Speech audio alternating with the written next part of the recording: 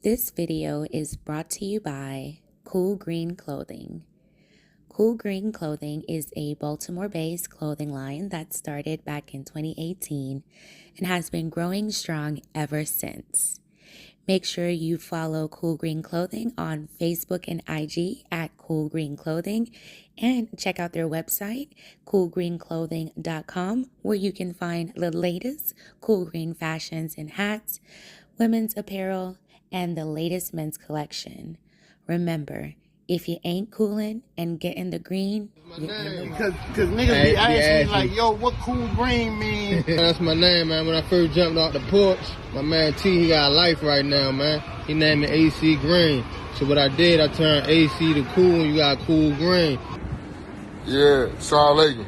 Down here with my aunt, Cool Green, man. If you in Baltimore, stop downtown on Saratoga and holla at my aunt, man. Let them know when you down here, bro. 215 West Saratoga Street, Thursday through Sunday. Holla at me. Big shout out to the bro with the team AO. I ran into this guy. I just moved out here in Owens Mills. I just ran into somebody that got on the same thing I got on. Show him your hoodie real quick, bro. Y'all know what's up, man. All nigga, the Maryland nigga, you know what time it is, man. You know what I'm saying? Cool Green, man. Support black business, man. You know what I'm talking about? Yo. Cool Green all day, every day. Every day. Look, nigga, what? What's going on, YouTube fam? This your boy Tony 2Times, and we back with another episode of the Baltimore Way, man. Before I get into it, make sure y'all hit that like button, because that put these videos in rotation. Be sure to comment, share, subscribe if you're new to the family. Let's get right into it. Baltimore, Maryland, a city that some call Charm City, others call Harm City, depending on the way you choose to live. Fueled by blocks, corners, and crews fighting for power. But when gangs came in, it changed the city forever. One group, TTP or Tree Top Pirus, a set based out of Cali that eventually planted roots in Baltimore and other parts of Maryland. Sources allege the gang will find a location, lock it down with fear and intimidation, before others eventually let the gang have the neighborhood kind of get down and lay down approach.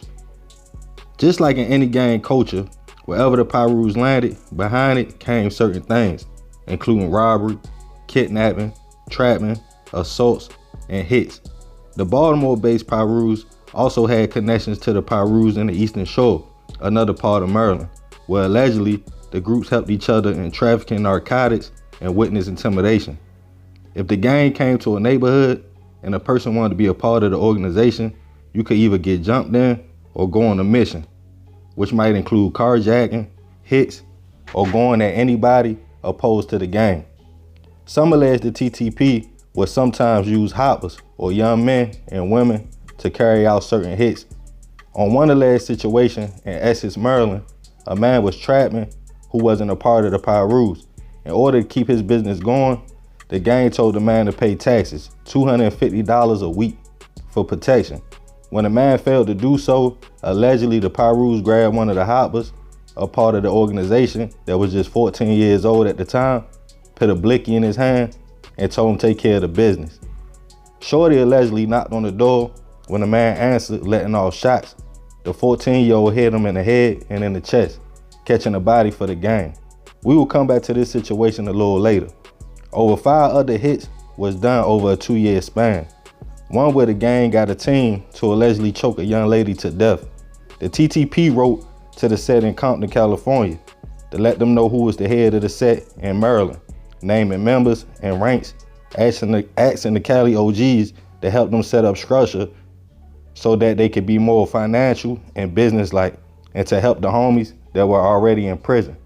In the letter, the OG of the Maryland TTPs wrote to the OG of the Compton TTPs, letting him know they had sets in Baltimore, or another name for Baltimore, and the Eastern Shore, stating it was an honor to connect with real gangsters from the West. The gang would start slipping when members in prison would write home, and the infamous Stop Snitching DVD, in which the police would start investigating. The Pirus, a member of the streets, wrote a member in prison on one incident, making sure he understood the gang rules and politics. Let him know, never tell the police your knowledge, never deny being blood, make sure you stay in good standards with your sponsor or OG, basically stay on top of your game. pay dues, and attend all meetings. Even though police was watching, the gang continued to handle business. Orders were given down to rob anybody trapping in TTP's territory that wasn't gang, and more areas to take over. But eventually the RICO would fall on members from all over Maryland, including Baltimore City and County. 21 members faced drug trafficking and conspiracy. Another 26 members will face RICO charges carrying up to 20 years to life in the feds. But let's go back to the case of the 14-year-old in Essex. Once he got caught for the hit, judge and prosecutors were torn on what to do, stating he was just a child that was persuaded to do the hit by older gang members. But eventually he was found guilty and given 20 years in prison for the crime. Prosecutors alleged they had to make an example, so the gangs wouldn't think if they used hoppers to do their dirty work, they would get away with it. I'm no stranger to gang culture. Call me old school, but I remember when it was teaching to take care of your people and neighborhood, but things kind of got out of control. To any shorties out there thinking they need a gang for love or to fit in, it's a one-way ticket to death or in jail. The streets don't love nobody. They will use you and throw you away when they are done. But hey, that's the Baltimore way. Man, crazy story. Salute to the person who gave me this story, you feel me? This a requested video. But yeah, basically, you know, they was connected. What happened was, back a few years back or whatever, when the Cali OGs had to get people and put them in them books, you feel me? So when the Bloods from other states wanted to get in them books, they wanted to be legit, you know what I mean? They didn't want to be running around claiming the gang and they wasn't getting permission from the motherland. So Maryland was one of them states. Eastern Shore, Hagerstown, you feel me? Baltimore City, Baltimore County. And they tried to set up like the Cali OGs, but it's different, you feel me? You know what I mean? Because it's a different environment. But it worked for them for a minute. But of course, the feds came in, put the RICO on them, sent a whole bunch of dudes to prison. It just got all bad. And like I say, 14 years old, you feel me? You out here banging, you don't really know the consequences of your actions, you know what I mean? 20 years in prison, you know what I mean? They ain't even sent shorty to like no juvenile facility, so that was a bad situation, man. But that's how I go, you feel me? When you jump out the porch into these situations, you gotta know what you're getting yourself into. Like I said, if you a shorty out here and you thinking about joining the organization, you don't need nobody, you feel me? Be a one-man gang. But yeah, this is another episode of the Baltimore Way, man. This is the TTP story, or Tree Top Pirus.